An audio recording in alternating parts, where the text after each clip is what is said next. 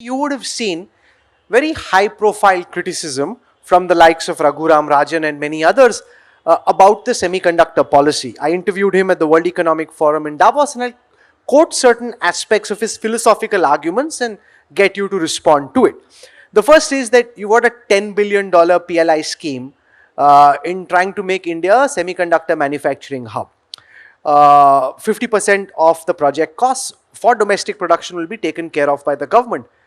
One of the concerns your critics have is, what's the guarantee that once the PLI incentives are done away with, that these manufacturers will actually stay? PLI disguises uncompetitiveness of manufacturing, and there is a possibility that a hub like Vietnam may be able to attract some of these players once our government's incentives end. So let's start by getting you to respond to that. Mr. Raghuram Rajan is a very well-known economist. I respect him a lot. When people marry economics with politics, their views change. Before 2014, Mr. Raghuram Rajan was always going for increasing credit. After May 2014, as the RBI governor, he changed his totally he changed his stance. He said, no, tighten.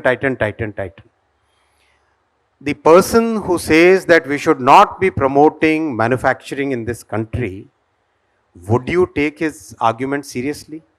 Had he been a neutral, a professional economist, I would like to get on a debate with him. But today, he is colored by his affiliation for a particular political party. Rather than giving a professional economic rationale, he is giving politically colored arguments. It's interesting to see the minister's response, because my impression of Minister Vaishnaw so far has been a technocrat. I've seen you now punching back as a politician, which is good. Now, the other criticism that I've heard, and I'm keen on getting you to respond to it, is the technology of the semiconductors which will be manufactured in India.